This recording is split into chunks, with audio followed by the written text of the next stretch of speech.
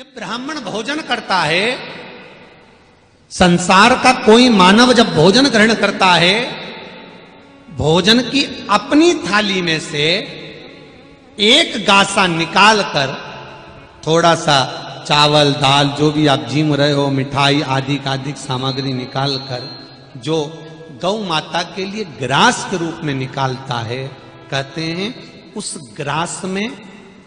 Grass में 7 का भाग हो जाता है। कितने लोगों का भाग है? 7। थान पर निकाला गया, आपने जो गौग्रास निकाला है उसके 7 हिस्से हो गए हैं महाराज।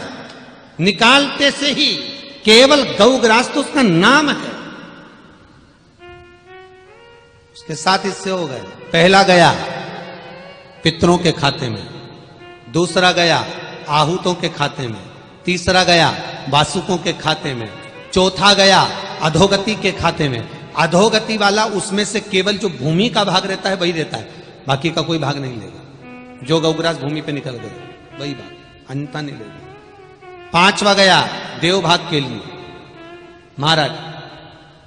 6ठा हमारे क्षेत्र में, हमारे मोहल्ले में, हमारी कॉलोनी में जहां हम निवास कर रहे हैं, वहां कोई जीव अगर आपने गौग्रास निकाला 15 दिन, 20 दिन, 1 महीना, 6 महीना, 12 महीना, ये जो आप लोग ये 6 मासी और 12 मासी कहते हो, क्या है इसका व्याख्यान? क्या वर्णन लिखा है कि 6 मासी करो ने 12 मासी करो? इसका मतलब क्या है? क्या मतलब है कि 6 मासी के 6 पिंड, 12 मासी के 12 पिंड? इसका व्याख्यान क्या है?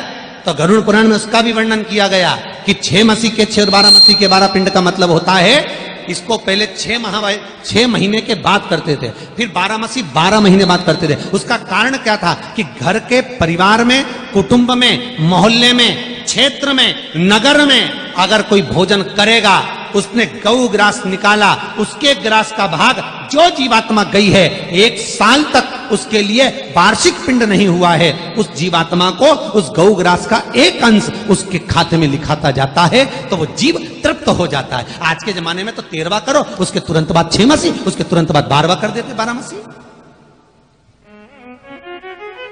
और फिर बाद में कहते हैं कि पितृदोष है। अब पंडित जी पितृदोष नहीं बताएगा तो क्या बताएगा? क्योंकि उसको मालूम है 6 मासी करी, केवल 13वां हुआ। 6 मासी क्यों भैया? घर में शादी करना है, फंक्शन करना है, अध्यापन करना है, ये करना है। कौन करता है?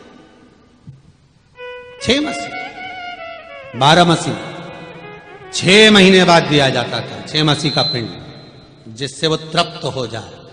12 मासी के बाद देते थे 12वें का पिंड, जिससे वो तृप्त हो जाए। 13वें का पिंड तो वही 13 दिन बाद चले जाता था। एक एक चीज का व्याख्यान हमारे शास्त्र वर्णन करते हैं, उसे समझे लोग तो समझे। कह दिया पंडित जी ने गौग्रास निकाल दिया, हम तो सबको कहते हैं, और आप जितने श्रोता भाई बहन सुन रहे हैं उनसे भी मेरा निवेदन है, अपनी थाली में से भोजन करने से पहले एक रोटी का टुकड़ा तोड़कर सब्जी भाजी जो तुम्हारी थाली में हो, हाँ अगर बासा भोजन तुम्हारी थाली में है, मान लो शाम का है या कल का है, तो ना निकाल। पर ताजा अगर कोई भोजन रखा है, रोटी रखी है, दाल रखी है, चावल रखी है, सब्जी और ताजा बना है, तो आप अपनी थाली में से निकाल कर, और हम तो कई लोगों से कहते हैं ब्राह्मण की भी थाली लगाओ, तो ये सेव, अचार, नमक, ये सब चीजें जो लड्डू पहले से बना हुआ हो, 2 दिन पहले का बना हो, 3 दिन पहले का बना हो, जो सामग्री 4 दिन पहले बनी हो, तो पंडित जी को बाद में रखो।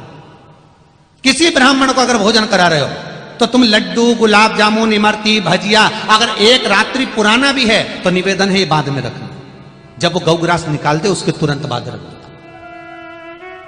तुरंत बाद, इसका दोष लगता है। अब आपने तो भला सोचा कि पंडित जी को गुलाब जामुन खिला दें, दही बड़ा खिला दें, आलू बड़ा खिला दें और मक्खन बड़े खिला दें, पंडित जी को मक्खन खिला दें, तो ये सब तुमने पंडित जी का भला सोचा। गलत नहीं है, तुम्हारा भाव अच्छा है, तुम निर्मल स्वभाव के। पर शास्त्र क्या कह रहा है? जब तक गौग्रास ना छूटे तब तक अचार भी ना रखा जाए, क्योंकि अचार भी पहले बन चुका है, लड्डू पहले बन चुका है, गुलाब जामुन पहले बन चुकी है, वो ना छूटे। जो ताजा भोजन बना हुआ, जाने के बाद जो लोटे रखते हैं, लोटे के ऊपर पूड़ी सब्जी रखते हैं, पूड़ी रखते हैं ना, मीठा पूड़ी किसी के जाने के बाद, उसमें जो मीठा रखते हैं गुलाब जामुन और पेड़ा वगैरह, इसका व्याख्यान नहीं है, खीर का व्याख्यान है, खीर पाक। पर लोग आजकल कौन बनाए खीर वगैरह, तो उन्होंने वही मिठाई जो पहले की बनी हुई है रख दिया उसको। नहीं, शास्त्र उसके विमुख है। ब्राह्मण भोजन करने बैठे, अचार की तुम प्लेट बाद में रख दो, मतलब एक सजा के पास में रख दो, गौग्रास निकाल लो, उसमें दे दो। तुमने कोई वस्तु बनाई है, बाद में दो उसको। प्रथमता में आपसे भी निवेदन है, आप भोजन करें तो अपनी थाली में से एक गासा, अपनी थाली में से एक कोरा निकाल कर, जो ताजा बना हुआ भोजन है उस भोजन में लगाकर उसको किसी प्लेट में, किसी भाग में उसको रख दे, जल छोड़ दे। ये गौग्रास निकालना है। 7 जगह पर इसका हिस्सा जाता है। आपके जीने से पहले आप कितना बड़ा दान कर रहे हो। पहले घर की माताएं अग्निहोत्र करती थी, अब बंद हो गया। अग्नि पुराण के अंतर्गत, नर्मदा पुराण के अंतर्गत और पद्म पुराण के अंतर्गत अग्निहोत्र का व्याख्यान है। पहले माताएं घर में अग्निहोत्र करती थी। थोड़ा सा घर में जो भी भोजन बनता था उसको चूल्हे में डाल देती थी, जो भी भोजन बना उसको गैस पर डाल देती थी। अग्निहोत्र कर, अग्निहोत्र प्रदान कर, जो भी बना उसको दे। महाराज, ये उसी का फल है महाराज, उसी के अनुकूल है कि आप कुछ भी बने थोड़ा सा गौग्रास निकाल दें।